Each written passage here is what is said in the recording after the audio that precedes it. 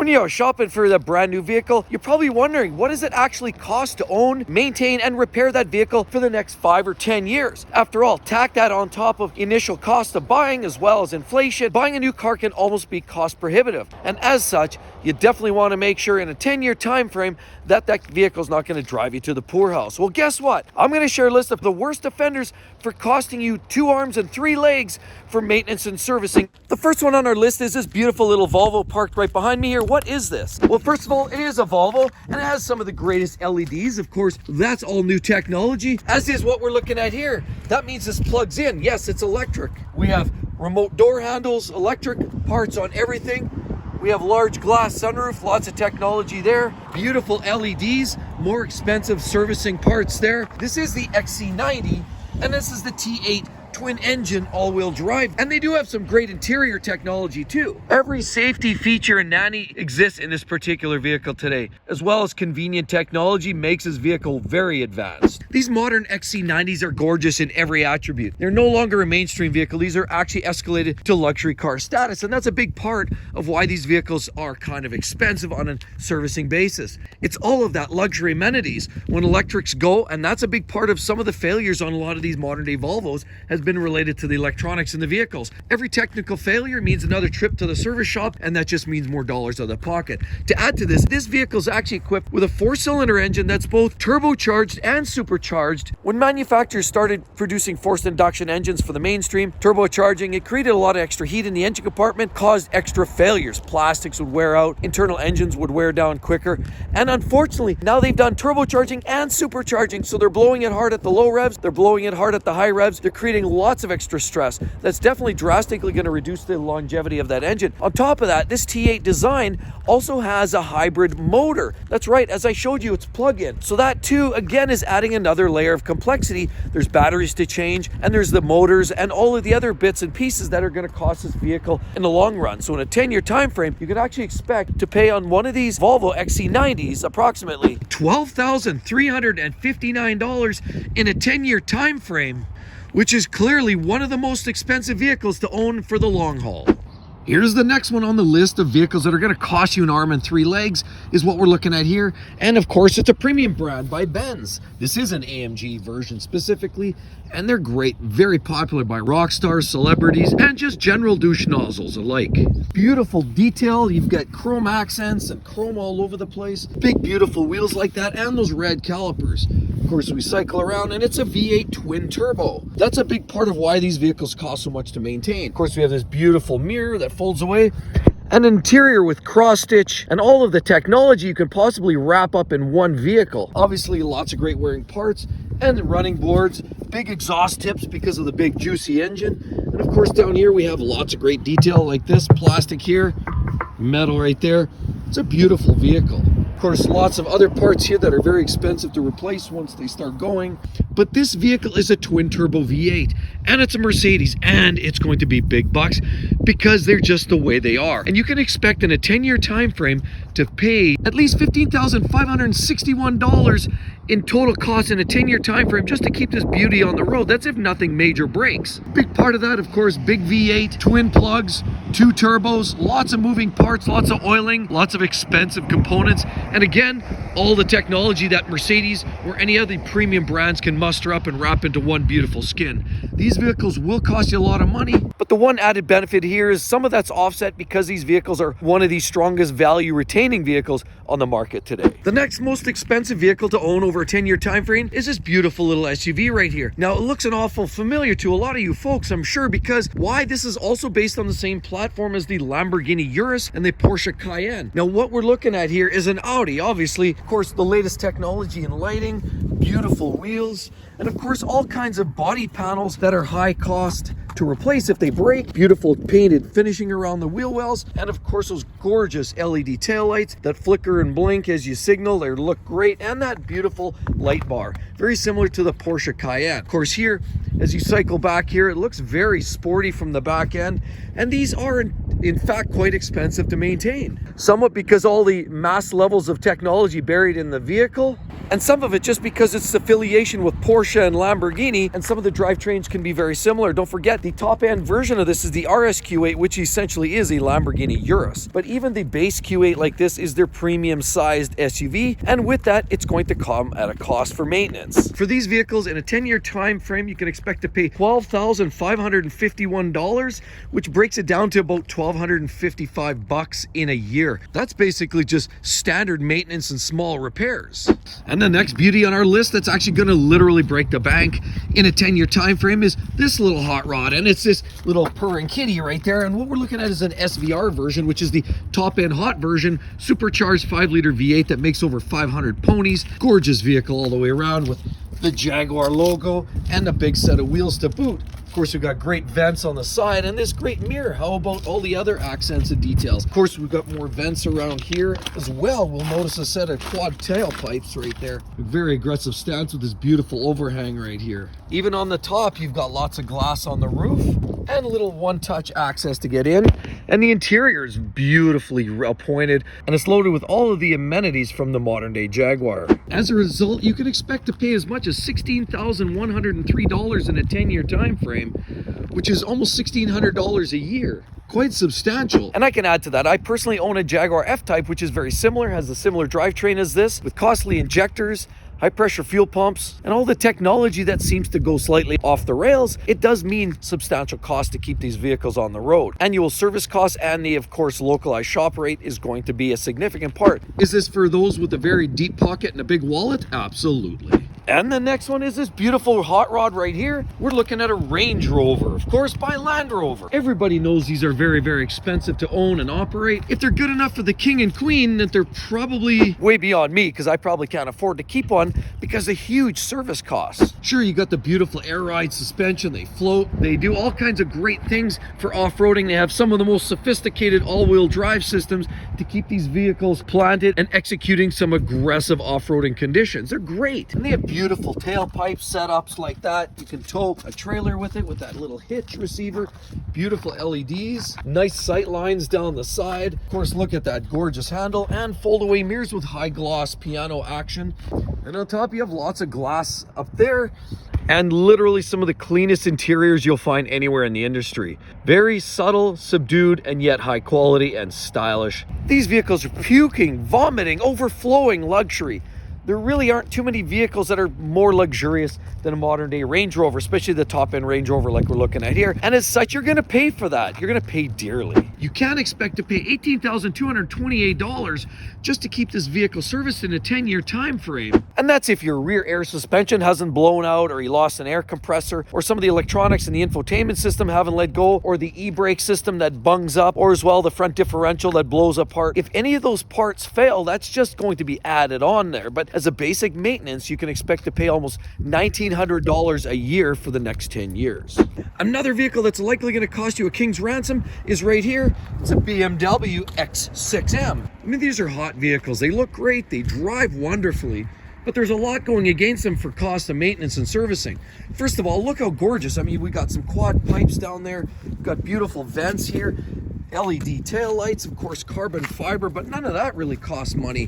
What does cost money are things like oversized tires like that, because they have tall rims. We have the oversized brake calipers. You'll notice cross-drilled, ventilated. When they wear out, they are very, very costly. And the way BMW spec their brakes is once you've worn out the pads enough to have to change them, then usually the discs are out of tolerance too, and then you're doing the whole set.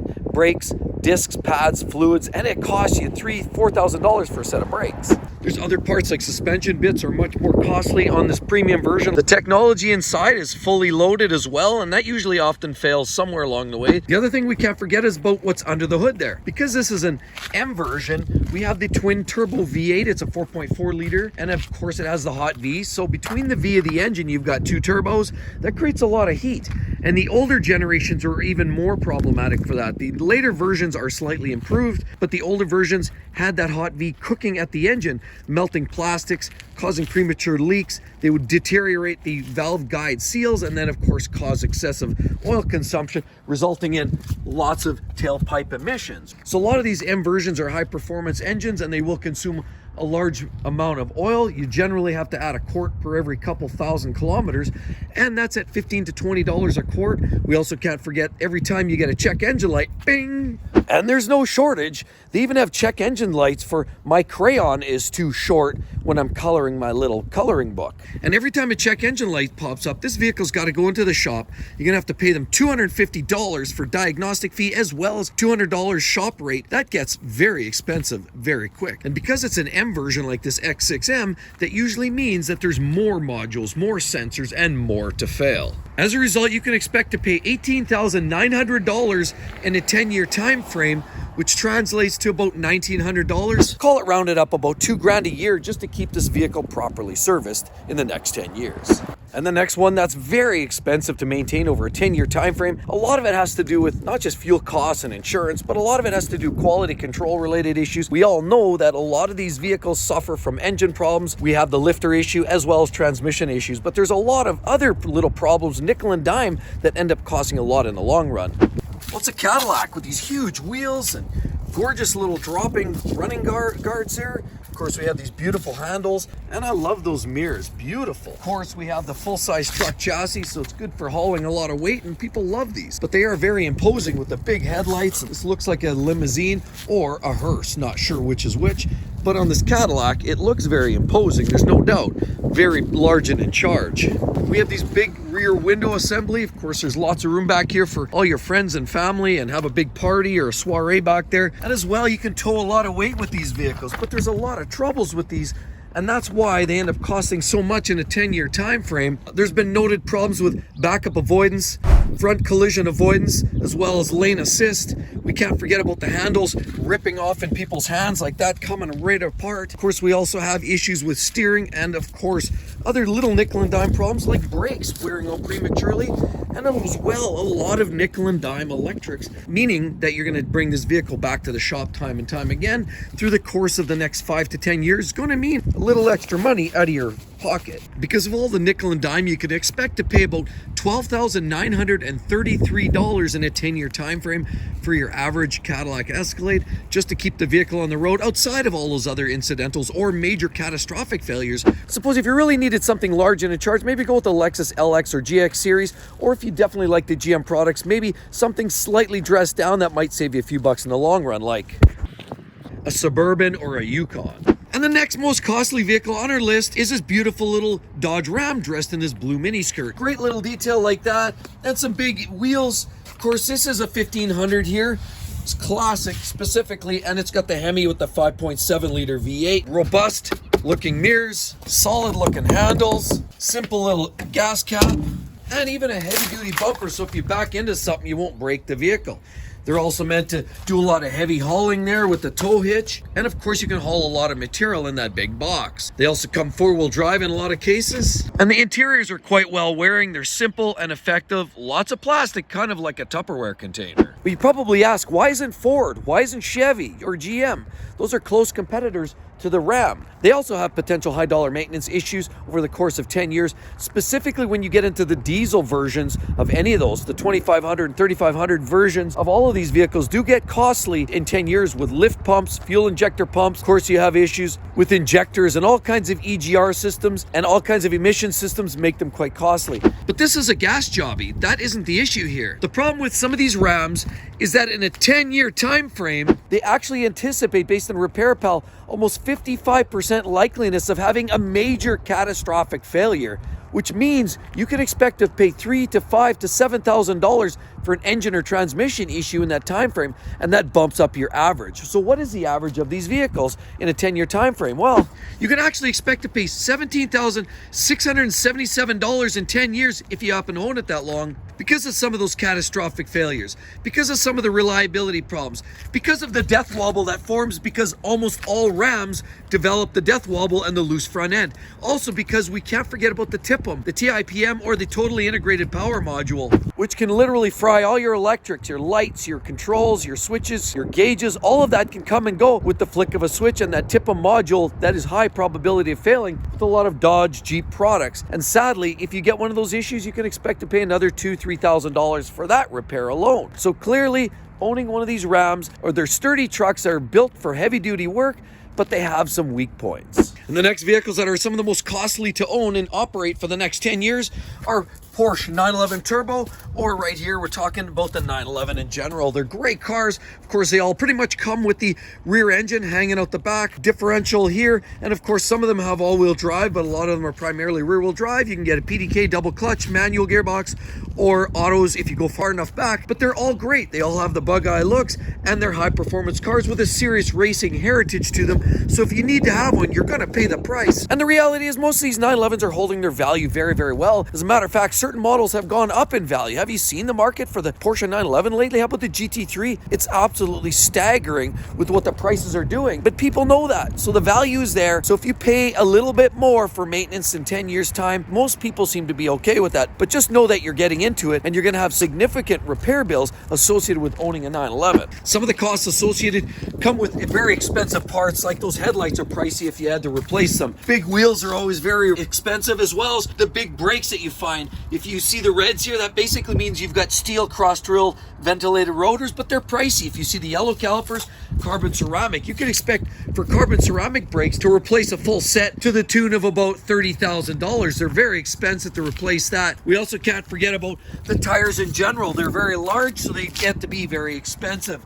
Some of the cars, depending on which configuration, 997 turbos, for example, to do a set of spark plugs, you're having to do a partial engine drop just to gain access. So a lot of the components are only accessed through dropping engine or taking significant parts apart just to get at it. So there's a lot of labor involved, the parts are pricey, and the way it's packaged with the rear engine assembly means that things are often very inaccessible and even more difficult for the do-it-yourselfer. How about the inside? Very well put together, well-made parts, but if things break, they do cost some cash. And all maintenance comes at a significant cost just because of its level of performance and parts that go into it.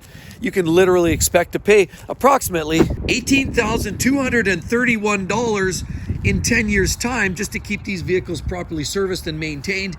That's if nothing major blows out. If you don't blow out a clutch or have a catastrophic gearbox failure, which sometimes happens with some of these vehicles, just standard maintenance means you're committed financially. And here we have another Porsche, great, very reliable. They can get a lot of miles out of them and they're performance based. But the sad part is for $20,552 committed for 10 years time, you're paying a lot of money and literally the most expensive vehicle in the mainstream for maintenance to keep these things on the road. And that's if you don't see any major repairs. That's if you just take care of your basic servicing. Maintenance for a Cayenne is what we're dealing with here. Great vehicles, costly to maintain, and you just have to ask yourself this: have I lost my marbles? And with all of that said, you're definitely going to want to check out this video because that's all about how to maintain your engine and not make those critical mistakes to ensure that it lasts a long time, especially with the servicing and annual costs of owning some of these vehicles. Hope to see each and every one of you on the next one. We'll catch you real soon. Bye-bye.